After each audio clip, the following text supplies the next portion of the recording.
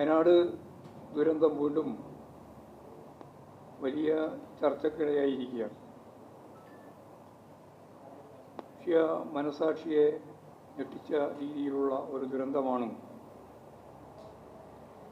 വയനാട് ചൂരൽമല ഉൾപ്പെടെയുള്ള മേഖലയിൽ ഉണ്ടായിട്ടുള്ളത്. 231 മൃതദേഹങ്ങളാണ് നമുക്ക് കണ്ടെത്താൻ സാധിച്ചത്. 59 പേരെ ഇതുവരെയും കണ്ടെത്തിയിട്ടില്ല. 1685 കെട്ടിടങ്ങൾ തകർന്നു എന്നാണ് കണക്കാക്കിയത്. അതിൽ 328 വീടുകളും ഉൾപ്പെടുന്നതാണ്. ഈ സംഭവം ഉണ്ടാക്കിയ മാനസികവും അതുപോലെ തന്നെ പ്രയാസകരവുമായ ആഘാതം, അതിൻ്റെ ഒപ്പം ചേർന്ന് വന്ന മറ്റ് കാർഷിക മേഖല ഉൾപ്പെടെയുള്ള നഷ്ടം, ഇതെല്ലാം ചേർന്നുണ്ടായ വലിയ ദുരന്തം, അതാണ് സമീപകാലത്തൊന്നും ഇല്ലാത്ത രീതിയിലുള്ള കേരളത്തിലെ വയനാട് ദുരന്തം. ലോകം മുഴുവൻ ഈ ദുരന്തത്തിൽ അക്ഷരാർത്ഥത്തിൽ നടുങ്ങിപ്പോയ സംഭവമായിരുന്നു അത്. കേരളത്തിൻ്റെ മനുഷ്യസ്നേഹപരമായ ഇടപെടൽ എന്തായിരുന്നു എന്ന് ആ സംഭവത്തിൻ്റെ മുന്നിൽ കൃത്യമായ സന്നദ്ധ പ്രവർത്തനത്തിലൂടെ കേരളം കക്ഷി രാഷ്ട്രീയത്തിനതീതമായ ഐക്യബോധത്തോടെ പ്രവർത്തിച്ചു എന്നുള്ളതും മാതൃകയാണ്. അതിനെ തുടർന്നാണ് സഹായങ്ങൾ വയനാട് ദുരന്തവുമായി ബന്ധപ്പെട്ട് മുഖ്യമന്ത്രിയുടെ ദുരിതാശ്വാസ നിധിയിലേക്ക് പ്രവഹിച്ചത്. ലോകത്തിൻ്റെ നാനാഭാഗങ്ങളിൽ നിന്നും മലയാളികൾ ഉൾപ്പെടെയുള്ള നിരവധി കൂട്ടായ്മകളും സംഘടനകളും സഹായവുമായി എത്തുകയുണ്ടായി. സംസ്ഥാനത്തിൻ്റെ അകത്തു മാത്രമല്ല, സംസ്ഥാനത്തിൻ്റെ വെളിയിൽ നിന്നും ഇതുപോലുള്ള സഹായങ്ങൾ ലഭിച്ചു. എല്ലാ രീതിയിലുള്ള സംവിധാനങ്ങളെയും കൂട്ടി യോജിപ്പിച്ച് സംസ്ഥാന സർക്കാർ കുറ്റമറ്റ രീതിയിലാണ് അവിടെ ദുരിതാശ്വാസ പ്രവർത്തനങ്ങളെല്ലാം മുന്നോട്ടേക്ക് നയിച്ചത്.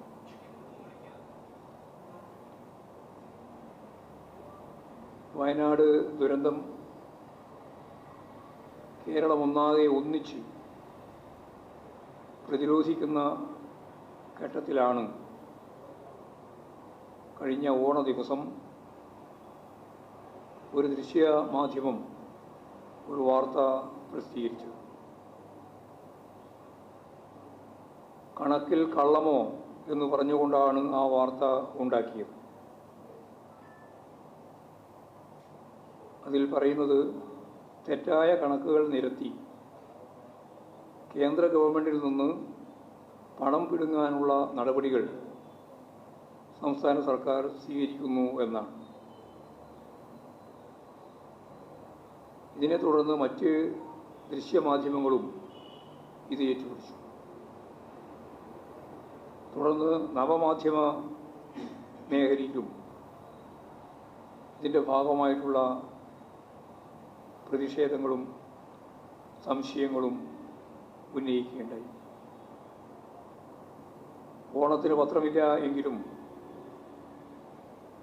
അടുത്ത ദിവസം പ്രിൻ്റ് മീഡിയയും ഇതേപോലെ തന്നെയുള്ള വാർത്ത പ്രസിദ്ധീകരിച്ചു. ഒറ്റ ദിവസം കൊണ്ട് ലോകത്തെമ്പാടും ഈ വാർത്ത പ്രചരിപ്പിക്കാൻ മാധ്യമ ശൃംഖലക്ക് ആയി. വയനാട് ദുരന്തത്തിൻ്റെ പേരിൽ സംസ്ഥാന സർക്കാർ കള്ളക്കണക്ക് കൊടുത്തു എന്ന ആരോപണവുമായി പ്രതിപക്ഷം നേതാക്കൾ ഉൾപ്പെടെ രംഗത്തിറങ്ങി. സോഷ്യൽ മീഡിയയിലും വ്യാപകമായ രീതിയിലുള്ള കള്ളപ്രചാരവേല ഇതിൻ്റെ ഭാഗമായിട്ട് സംഘടിപ്പിക്കപ്പെട്ടു. ചുരുക്കി പറഞ്ഞാൽ കേരളത്തിനെതിരെ വലിയ രീതിയിലുള്ള ദുഷ്പ്രചരണം എല്ലാ സീമകളും കടന്ന് മുന്നോട്ടേക്ക് വന്നു എന്നുള്ളതാണ് ചിത്രം. എന്താണ് യഥാർത്ഥ സംഭവം എന്ന് വിശദീകരിച്ച് സർക്കാർ വാർത്താക്കുറിപ്പ് ഇറക്കി. എന്നിട്ടും അവക്ക് ശരിയായ പ്രാധാന്യം നൽകി പ്രസിദ്ധീകരിക്കാതെ വ്യാജവാർത്ത വീണ്ടും വീണ്ടും പ്രചരിപ്പിക്കാനാണ് പല മാധ്യമങ്ങളും ശ്രമിച്ചത്. എന്താണ് ഇതിൻ്റെ ഫലം എന്നുള്ളതാണ് നമ്മൾ ഗൗരവപൂർവ്വം ആലോചിക്കേണ്ടത്. കേരളം കണക്കുകൾ പെരുപ്പിച്ച് പറഞ്ഞ് അനർഹമായ കേന്ദ്ര സഹായം തട്ടിയെടുക്കാൻ ശ്രമിക്കുന്നു. ഇതാണ് വ്യാജ കഥയായിട്ട് പ്രചരിപ്പിക്കുന്നത്. വലിയൊരു വിഭാഗം ജനങ്ങളുടെ മനസ്സിലേക്ക് എത്തിച്ചേർക്കുന്ന ഈ വാർത്ത കേരളീയരും ഇവിടുത്തെ സർക്കാരും ജനങ്ങളും യഥാർത്ഥത്തിൽ ലോകത്തിന് മുമ്പിൽ അവഹേളിക്കപ്പെടുന്നവരായിട്ട് മാറുക എന്നതാണ് ഇതിൻ്റെ ഉന്നം. ഇത് സാധാരണ നിലയിൽ മാധ്യമങ്ങളിൽ സംഭവിക്കുന്ന ഒരു കയ്യബദ്ധമല്ല. അങ്ങനെ നമ്മൾ സാധാരണ പറയാം, ഒരു കയ്യബദ്ധം. അതല്ല, ബോധപൂർവമായ മാധ്യമ അജണ്ടകളുടെ ഭാഗമായാണ് യഥാർത്ഥത്തിൽ ഈ വ്യാജ പ്രചാരവേല സംഘടിപ്പിച്ചു. ഇതേതെങ്കിലും ഒരു രാഷ്ട്രീയ പാർട്ടിക്കെതിരായിട്ടുള്ളതല്ല, മറിച്ച് കേരളത്തിലെ ദുരന്തമനുഭവിക്കുന്ന ജനതക്ക് ലഭിക്കേണ്ടുന്ന ആശ്വാസത്തെ ഇല്ലാതാക്കണം എന്ന ഉന്നം വെച്ചുകൊണ്ടാണ്. കേരളത്തിൻ്റെ പേര് ലോകം മുഴുവൻ മോശപ്പെടുത്തുന്നതിനും ഇത്തരത്തിലുള്ള പരാമർശങ്ങൾ ഇടയാക്കുമെന്ന് ഞാൻ പ്രത്യേകിച്ച് പറയേണ്ടതില്ല. നാട് തകർന്നാലും LDF സർക്കാരിനെ കരിവാരി തേക്കാനുള്ള അജണ്ട ഞങ്ങൾ മുന്നോട്ടേക്ക് കൊണ്ടുപോകും എന്ന് തന്നെയാണ് പ്രതിജ്ഞ. ദുരിതാശ്വാസ നിധിയിലേക്ക് കൈയച്ച് സംഭാവന നൽകുന്ന സാധാരണ ജനങ്ങളെ അതിൽ നിന്നും പിന്തിരിപ്പിക്കുക എന്ന ദുഷ്ടലക്ഷ്യം, അതാണ് ഇതിൻ്റെ പിന്നിലുള്ള വളരെ പ്രധാനപ്പെട്ട കാര്യം. അർഹമായ സഹായങ്ങൾ കേന്ദ്രത്തിൽ നിന്നും ലഭ്യമാകാതിരിക്കാനുള്ള ഇടപെടൽ കൂടിയാണ് ഇത്. എന്താണ് സംഭവിച്ചത് എന്നതിനെ സംബന്ധിച്ച് ഒരു വ്യക്തത വേണം.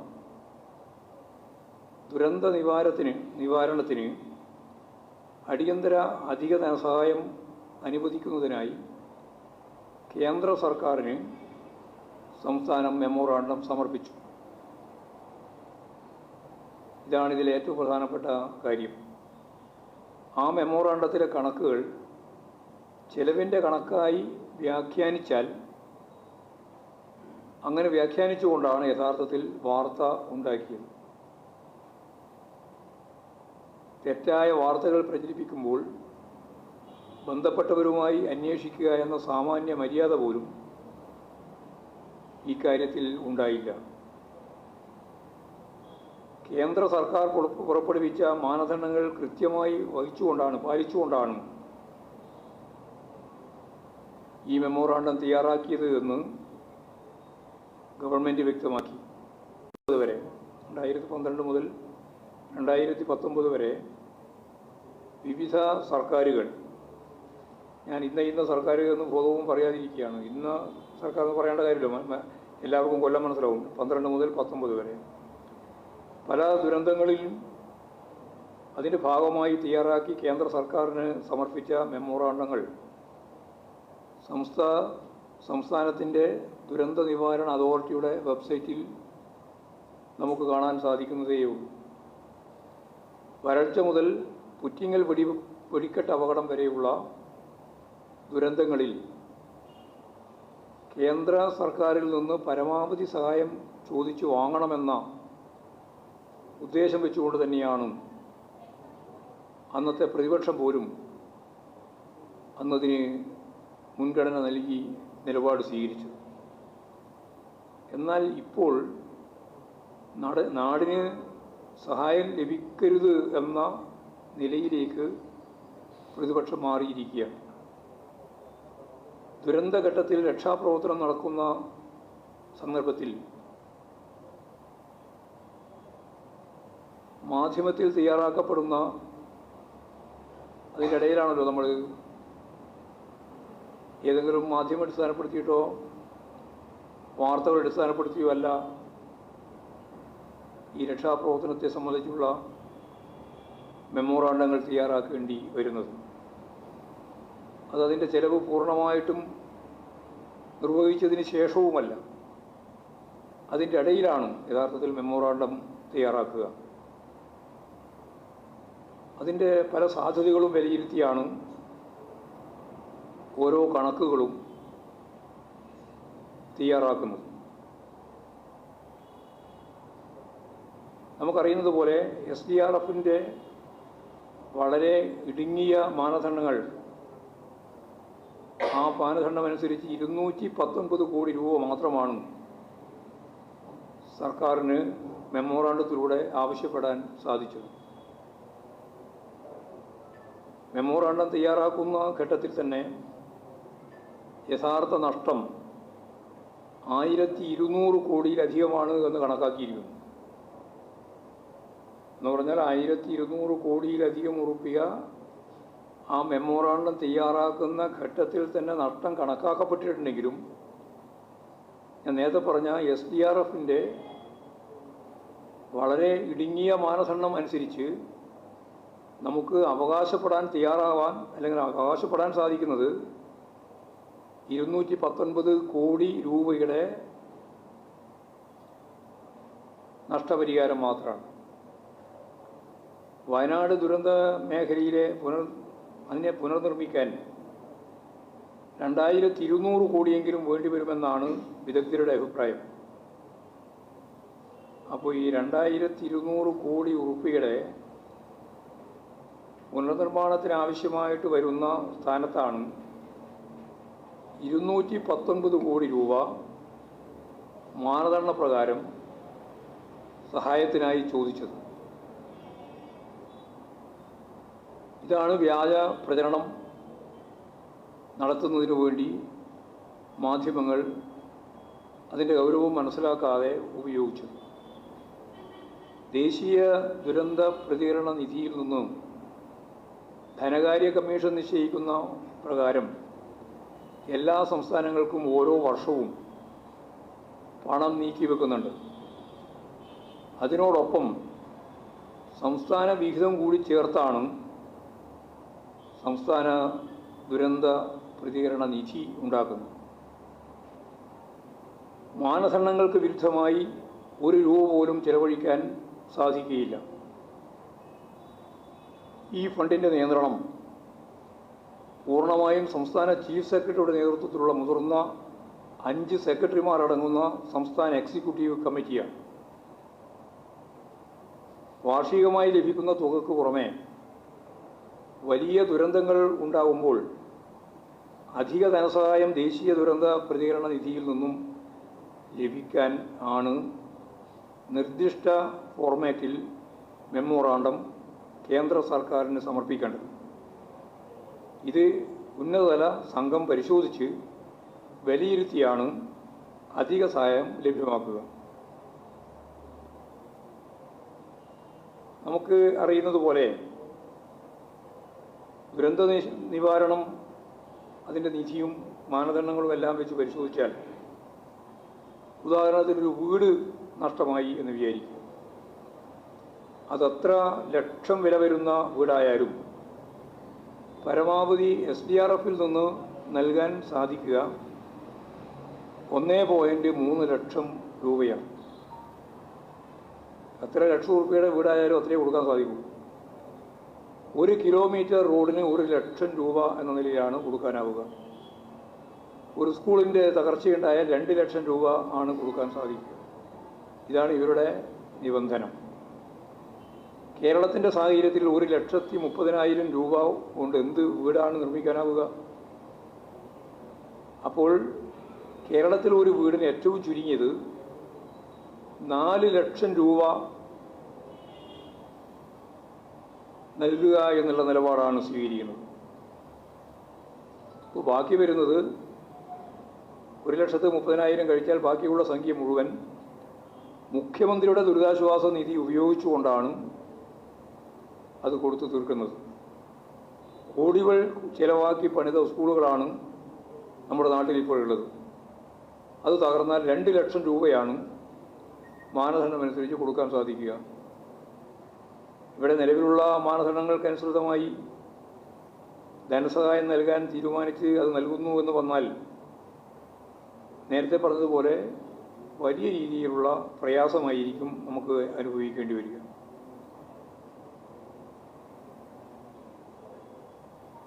അപ്പോൾ രക്ഷാപ്രവർത്തനങ്ങൾ, അതുപോലെ ക്യാമ്പ് മാനേജ്മെൻറ്റ്, ദുരന്ത അവശിഷ്ടങ്ങൾ മാറ്റുന്നത്, കുടിവെള്ള വിതരണം തുടങ്ങിയ ഇക്കൂട്ടത്തിൽപ്പെട്ടവയാണ്.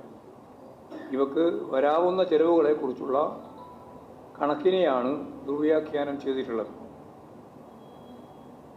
2018 പ്രളയ രക്ഷാപ്രവർത്തനത്തിന് 102 കോടി രൂപയുടെ ബില്ല് വ്യോമസേന കേരളത്തിന് അയച്ചത് 2019 അതായത് 2019 ഫെബ്രുവരിയിലാണ്. അത് SDRF നിന്ന് കൊടുക്കാൻ സംസ്ഥാനം ബാധ്യസ്ഥമാണ്. 2018 നൽകിയ അരിയുടെ വില 205.81 കോടി രൂപ ഈടാക്കുന്നതിനുള്ള കത്ത് നൽകിയത് 2019.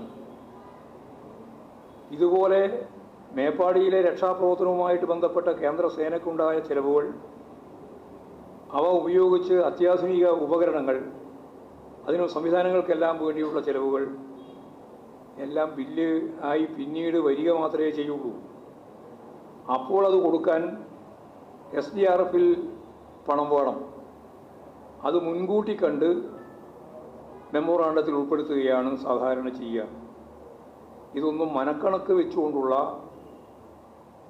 അവലംബിച്ച കണക്കല്ല, ശാസ്ത്രീയമായ രീതികളാണ്. ഇതാദ്യമായല്ല മാധ്യമങ്ങൾ ഇവിധം ഇല്ലാ കഥകൾ മെനയുന്നത് എന്ന് പരിശോധിച്ചാൽ എല്ലാവർക്കും അറിയാം. മാധ്യമങ്ങളുടെ ക്രിമിനൽ വാസന വികൃതിയിൽപ്പെട്ട എത്രയോ ഉദാഹരണങ്ങൾ നമ്മുടെ മുമ്പിൽ ഇതിൻ്റെ ഭാഗമായിട്ട് കാണാനാവും. സർക്കാരിനെതിരെ മാത്രമല്ല, തങ്ങൾക്ക് ഹിതമില്ലാത്ത എല്ലാ രാഷ്ട്രീയത്തിനെതിരെയും വ്യക്തികൾക്കെതിരെയും നിരന്തരം ഇത്തരം അക്രമങ്ങൾ നടന്നു വരികയാണ്. സുതാര്യവും സുഗമവുമായി പ്രവർത്തിക്കുന്ന ഒരു സംവിധാനമാണ് മുഖ്യമന്ത്രിയുടെ ദുരിതാശ്വാസ നിധി. അതില്ലാതായാൽ പാവപ്പെട്ട ജനങ്ങൾക്ക് ചികിത്സാ സഹായം ഉൾപ്പെടെ രോഗബാധിതരുടെ ചികിത്സക്ക് എല്ലാം നൽകുന്ന സഹായം നൽകാനാവാത്ത സാഹചര്യം വരുമെന്നെല്ലാവർക്കും അറിയാം. അപ്പോൾ മാധ്യമങ്ങൾ അവരുടെ ഉത്തരവാദിത്വം നിർവഹിക്കാൻ തയ്യാറാവണം. അതാണ് കേരളത്തിന് വേണ്ടി അഭ്യർത്ഥിക്കാനുള്ളത്. പ്രത്യേകിച്ച് ദുരന്തം പോലുള്ള കാലഘട്ടങ്ങളിൽ അത് കൃത്യമായി കൈകാര്യം ചെയ്യപ്പെടുകയും വേണം. പഴയകാലത്ത് ഓമനക്കുട്ടൻ്റെ വ്യാജ വാർത്ത നാം കണ്ടിട്ടുള്ളതാണ്. കൊറോണ കാലത്ത് മാനദണ്ഡം ലംഘിച്ച് പുറത്തിറങ്ങാൻ പാടില്ല എന്ന് പറയുന്ന ഘട്ടത്തിൽ ആളുകളെ പ്രേരിപ്പിച്ച് പുറത്തിറക്കുന്നതിന് വേണ്ടിയുള്ള ശ്രമവും കേരളത്തിൻ്റെ ഭാഗമായി നമ്മൾ കണ്ടതാണ്. രാഷ്ട്രീയ വിരോധത്തിൻ്റെ അടിസ്ഥാനത്തിൽ വാർത്തകൾ പ്രചരിപ്പിക്കുന്ന തെറ്റായ രീതി വലതുപക്ഷ മാധ്യമങ്ങൾ തിരുത്തണം എന്നാണ് ആവശ്യപ്പെടാനുള്ളത്. ഇപ്പോൾ കേരളത്തിൻ്റെ ദുരന്തങ്ങളെ മറികടക്കാനുള്ള ശ്രമങ്ങൾക്ക് പോലും അതിനെ തന്നെ അട്ടിമറിക്കുന്ന രീതിയിലേക്ക് മാറ്റിയിരിക്കുകയാണ് അവരുടെ പ്രവർത്തന രീതികൾ. ഇതിനെതിരെ ശക്തിയായ പ്രതിഷേധം കേരളത്തിൻ്റെ സമീപകാലത്തൊന്നുമില്ലാത്ത രീതിയിൽ പ്രാദേശിക തലം മുതൽ ജില്ലാ കേന്ദ്രങ്ങളിലും സംസ്ഥാന തലങ്ങളിലുമൊക്കെ നല്ലതുപോലെ ഉയർന്നു വന്നിട്ടുണ്ട്. നല്ല ജനപങ്കാളിത്തത്തോടു കൂടിയാണ് ഈ കള്ള പ്രചരണങ്ങൾ സംഘടിപ്പിക്കുന്ന മാധ്യമ ശൃംഖലക്കെതിരായി കേരളത്തിലുടനീളം വലിയ രീതിയിലുള്ള പ്രതിഷേധങ്ങൾ ഉണ്ടായിട്ടുള്ളത് എന്ന കാര്യവും ഞാനിതിൻ്റെ ഒപ്പം തന്നെ ചൂണ്ടിക്കാണിക്കുകയാണ്. സർവകലാശാലകളെ കാവ്യവൽക്കരിക്കുക എന്നുള്ള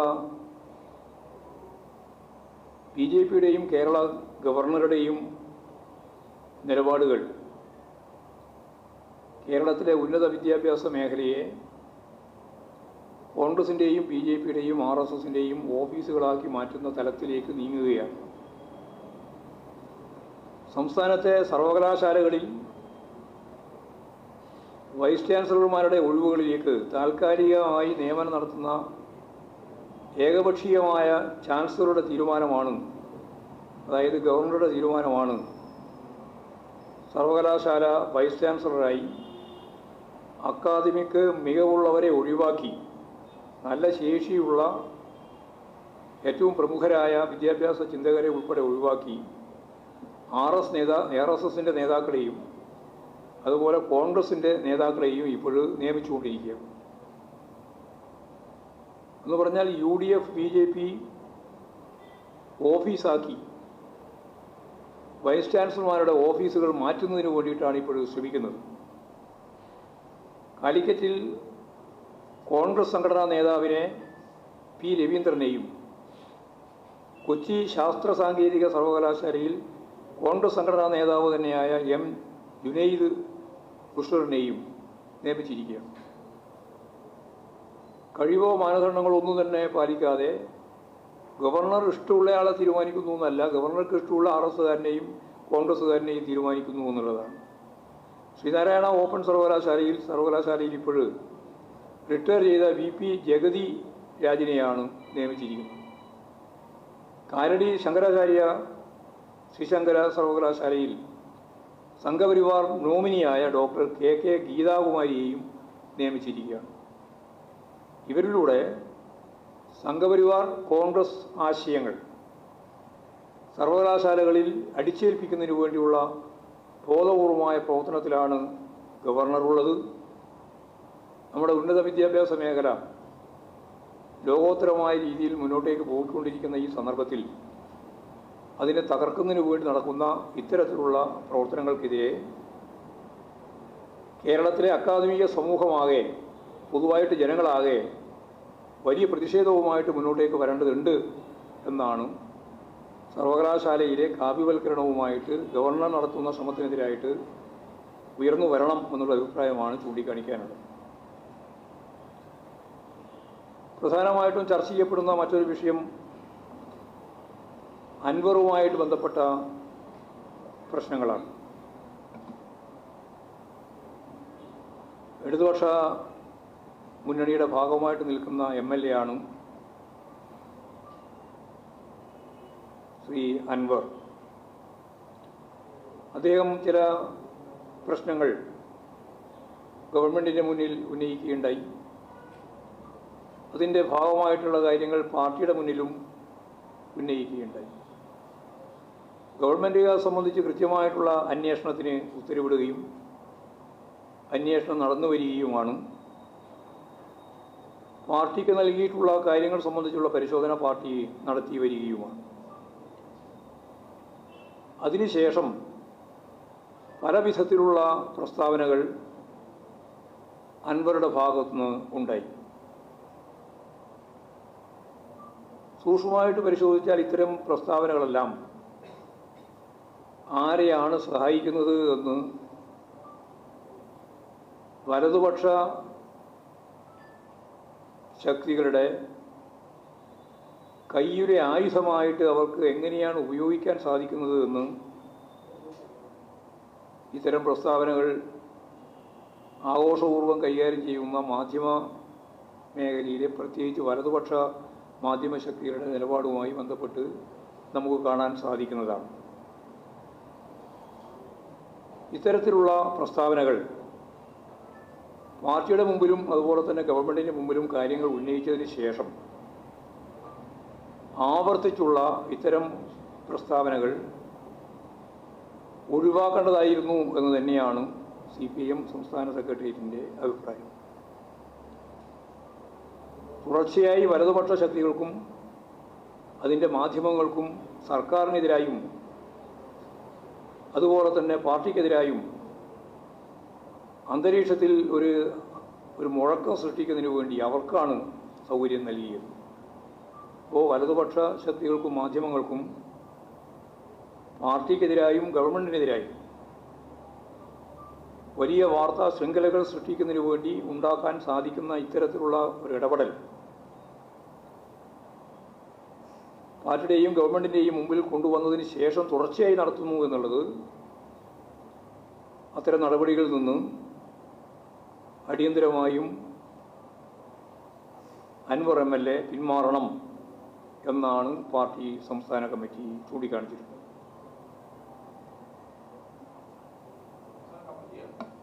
സംസ്ഥാന സെക്രട്ടേറിയറ്റ് എന്ന് പറയുന്നത് അതായത് പല വിഷയങ്ങളുമായി ബന്ധപ്പെട്ട് അദ്ദേഹം ഉന്നയിച്ചിട്ടുള്ള പ്രശ്നങ്ങൾ ഗവൺമെൻറ്റിൻ്റെ മുന്നിലുണ്ട്, പാർട്ടിയുടെ മുന്നിലുണ്ട്. ഗവൺമെൻറ് പരിശോധിക്കുന്നതിനാവശ്യമായ നിലപാട് സ്വീകരിക്കുന്നുണ്ട്, പാർട്ടി ആവശ്യമായ പരിശോധന ഏത് അന്വേഷണത്തിൻ്റെ ഭാഗമായിട്ട് ഞങ്ങൾ കൈകാര്യം ചെയ്യുന്നതുമാണ് എല്ലാ കാലത്തും.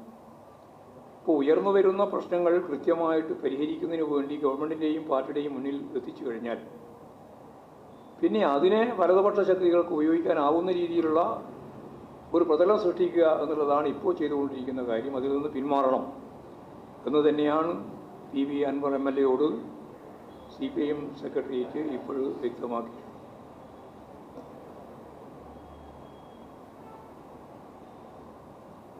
അതാണ് അത് സംബന്ധിച്ച് പറയാനുള്ള കാര്യം.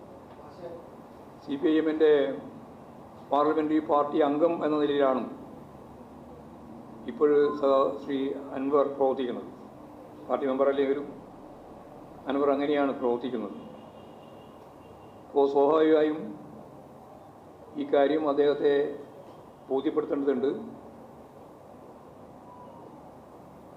ഇടതുപക്ഷ ജനാധിപത്യ മുന്നണിയുടെ MLA എന്ന നിലയിൽ പാർലമെൻ്ററി പാർട്ടി യോഗത്തിലും അതുപോലെ തന്നെ ഇടതുപക്ഷ ജനാധിപത്യ മുന്നണിയുടെ സംയുക്ത യോഗങ്ങളിലുമെല്ലാം ഇക്കാര്യം വ്യക്തമാക്കുകയും ആവശ്യമായ തിരുത്തലുകൾ വരുത്തുകയും ചെയ്യണം എന്നാണ് ഞങ്ങൾ ഉദ്ദേശിക്കുന്നത്. അൻവറിൻ്റെ സ്റ്റേറ്റ്മെൻറ്റ് തന്നെ അതാണ് വ്യക്തമാക്കിയത്. പാർട്ടി പറഞ്ഞതും ഗവൺമെൻറ് ചെയ്തതുമായ കാര്യങ്ങൾക്കപ്പുറം കടക്കാൻ ഞാനില്ല എന്ന് പറഞ്ഞപ്പോഴാണ് മാധ്യമങ്ങൾക്ക് പിന്നെ പ്രശ്നമായത്. പാർട്ടിയോടൊപ്പമാണ് അൻവർ എന്ന വാർത്ത നിങ്ങൾ തന്നെയാണ് പിന്നെ കൊടുക്കാൻ തുടങ്ങിയത്. അതുകൊണ്ട് ഞങ്ങൾ ഈ വാർത്താ ശൃംഖലയിലെ ഏതെങ്കിലും തരത്തിലുള്ള ഒരു കാര്യം വെച്ചുകൊണ്ടല്ല പൊതുവായിട്ട് പറയുന്നത്, ഇനി തുടർന്ന് ഇത്തരത്തിലുള്ള പ്രസ്താവനകളും രീതികളും അവലംബിക്കരുത് എന്ന കാര്യം തന്നെയാണ് പാർട്ടിക്ക് ചൂണ്ടിക്കാണിക്കാൻ.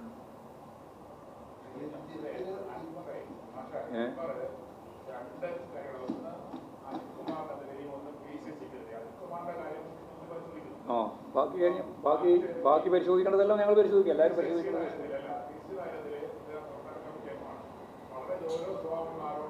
ആരോപണങ്ങൾക്ക് ഗൗരവ സ്വഭാവം ഉണ്ടാവും. പക്ഷേ ആരോപണത്തിന് മുമ്പിൽ ഞങ്ങൾ ഗൗരവത്തിലാണ് ഉന്നയിച്ചത് എന്നുള്ളതുകൊണ്ട് അത് ഗൗരവമാവുമോ? അത് ഞങ്ങളെ മുമ്പിൽ വരുന്ന കാര്യങ്ങൾ വെച്ചുകൊണ്ടല്ലേ ചർച്ച ചെയ്യാം.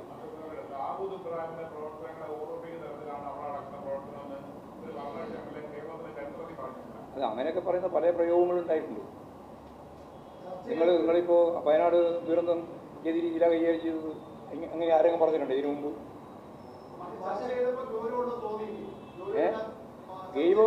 ഗൗരവമുള്ള ഏത് പ്രശ്നവും ഗൗരവപൂർവ്വം കൈകാര്യം ചെയ്യും. അത് ഞാനിപ്പോൾ നിങ്ങളോട് പറയുന്നില്ല. സെക്രട്ടറി ചർച്ച ചെയ്യും. ഗൗരവമുള്ള കാര്യം ഗൗരവപൂർവ്വം ചർച്ച ചെയ്യും.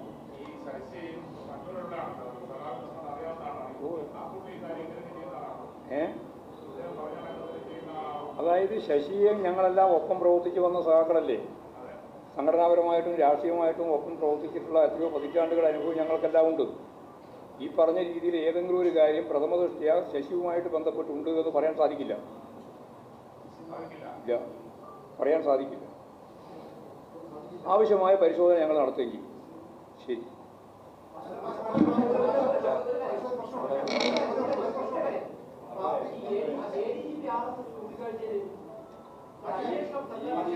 കൂടിക്കാഴ്ച പറയാൻ തുടങ്ങി എത്ര മാസമായി കൃത്യമായിട്ട് പറഞ്ഞിട്ടുണ്ട്. അത് സംബന്ധിച്ച് ഔദ്യോഗികമായ കാര്യങ്ങൾക്ക് അപ്പുറത്ത് എന്തെങ്കിലും ഉണ്ടോ എന്ന് ഗവൺമെന്റ് പരിശോധിക്കുമെന്ന് മുഖ്യമന്ത്രി തന്നെ വ്യക്തമാക്കിയല്ലോ.